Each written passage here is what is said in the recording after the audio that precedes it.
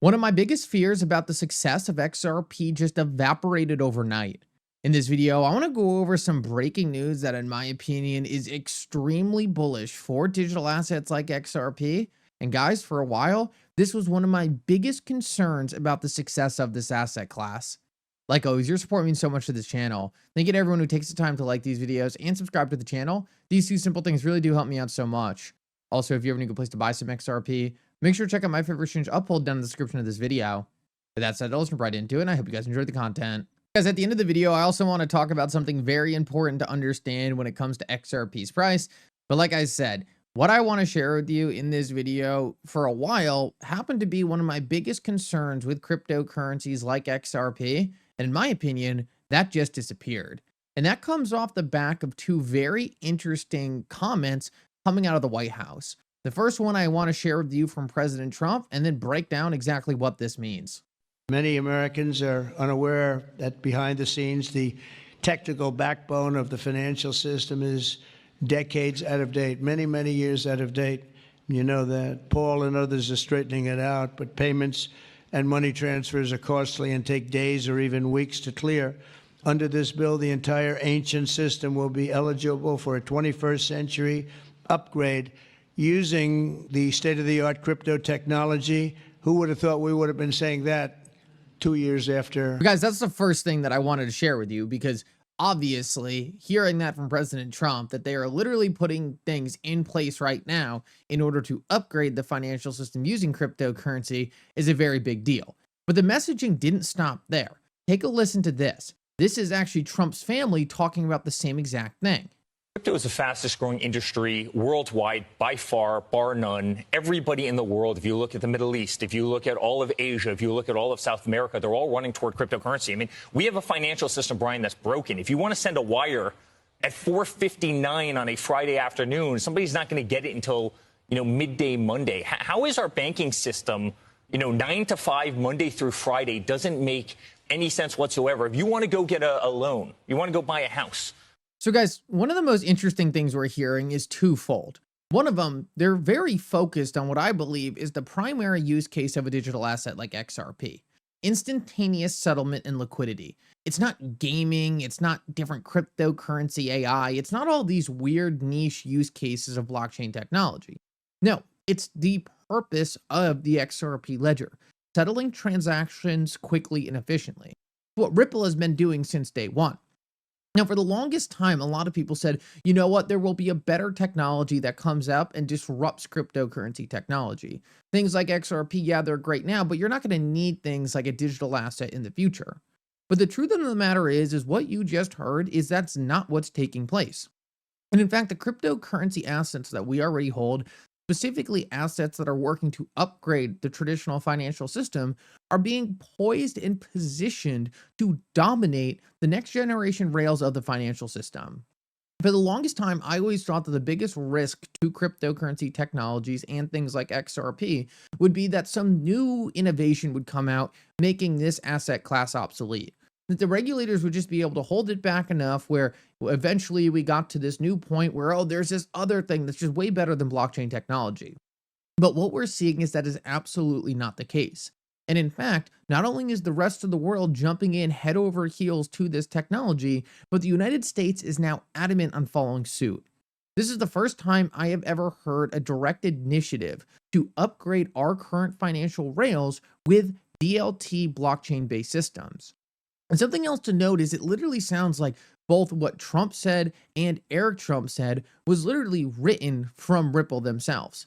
It has the exact focus of what Ripple's objective has been since the very early days, making money move faster, settling transactions instantaneously. This is one of the things that I've always wanted to highlight on this channel. There are going to be so many different applications and use cases of blockchain technology. But when you break down the core fundamental premise of why this technology was created, it was to settle transactions instantaneously in a decentralized way. That is exactly the use case that is now catching on in that you're hearing. It's what Ripple has been working with massive banking institutions and governments with over the past 10 years. So now everyone is going to be scrambling to figure out a path forward. But Ripple already has their tentacles on all the most important players. And all the most important players have already been working with Ripple, so Ripple understands the things they need to do in order to build compliance into these money movements. Not all about just who has the best technology, but it's going to be about who can take the technology and wrap it with compliance so it fits into the old system. Blockchain is the Wild West, just like the internet, and you have to build guardrails around it in order for institutional adoption to really take place. While every other blockchain and team has been focused on screaming down with the banks and we're going to do things our own way and ignore the rules of the old system, Ripple has been working with them to understand their needs. They were meeting with the Federal Reserve in 2013. They are far ahead of anyone else in understanding what these institutions need to build out these new systems. And for the first time ever, you are now hearing these institutions, like the United States government, saying we are now ready to embrace this change and upgrade our systems. There's no other better technology to do it. We need to get our foot in the door. Guys, in my opinion, this massively de-risks blockchain and cryptocurrency ultimately never being that important.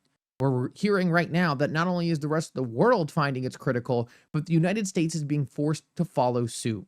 We're also learning that all these other applications of blockchain technology may be useful and may get adoption, but right now they are focused on what Ripple and XRP's core objective have been since the very early days. Now guys, with all that said, people still have questions about where XRP fits into the picture. They hear all these different people saying you don't need XRP, XRP is not needed, but let me tell you, those people are flat out wrong. Take a look at what David Schwartz said here. It's one of the most important things you need to understand about XRP. At the end of the day, David Schwartz makes it clear, along with Bob Way, one of the first people at Ripple, that XRP, whether you like it or not, is fundamental and critical to the XRP ledger. If you just have a DLT blockchain, right, connecting all these different assets, ultimately you lack liquidity. XRP is the neutral liquidity asset that sits on the XRP ledger. It's what makes this entire thing work. At the end of the day, it doesn't make sense to create infinite pools of liquidity between two different assets. Think, you have to pair gold against silver, you have to pair gold against USD, you have to pair gold against the Chinese yuan, you have to pair gold against Tesla stock, you have to pair gold against all these different things. And building a financial system like that lacks one major thing: universality. It makes it so XRP, the digital asset on the XRP ledger, can be interoperable with all these different assets, so you don't have to have all these different liquidity pairs. This is something that Ripple saw from the very early days.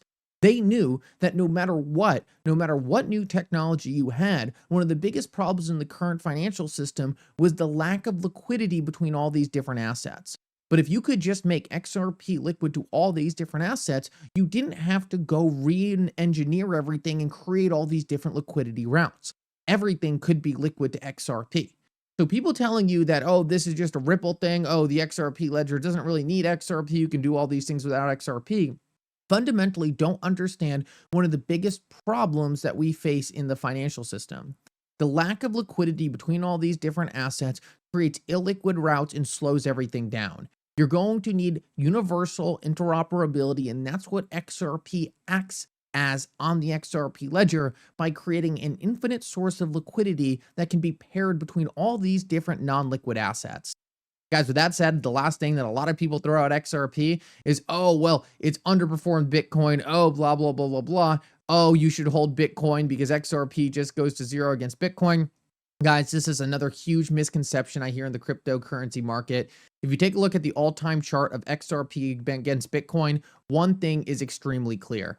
XRP is one of the few assets that you were actually better off purchasing for the majority of its history rather than Bitcoin. What this chart shows is XRP against Bitcoin. Any single time throughout XRP's history, you were purchasing XRP in this green area, you were better off purchasing XRP than Bitcoin. And what you'll notice is that there are very few points in history, other than when XRP goes on its 50,000% runs and then crashes back down, because that's a lot of volatility all in a single time, you are most likely better off purchasing the digital asset XRP than you were Bitcoin. This is one of the biggest misconceptions I see in the entire market. People try to make it seem like, oh, well, you can't purchase XRP because Bitcoin just performs better. It's completely wrong. Not only is XRP critical to the build out of everything Ripple is trying to do and critical to the success of the XRP ledger, but it's also one of the best performing assets in cryptocurrency history. And since it's existed, even a better performing asset the majority of the time than Bitcoin. People are trying to push away the success of XRP and the usefulness of XRP because they see the change coming. They see that XRP is one of the few cryptocurrencies positioned for institutional adoption on one of the most important use cases you could have in finance. This is often done because people see that it's probably going to succeed over something like Bitcoin when it comes to one of the most important applications, when one of the most important rewirings of how the financial system works. At the end of the day, Bitcoin can't do it. Ethereum has massive problems in handling this type of volume. And the one digital asset, XRP, that has been positioned in a place to get this adoption by Ripple, the company, that is the thing disrupting what these legacy people thought were going to win. And that's a tough pill to swallow for most of them. Thank you so much for coming. I hope you enjoyed this update. And for now, Mickle out.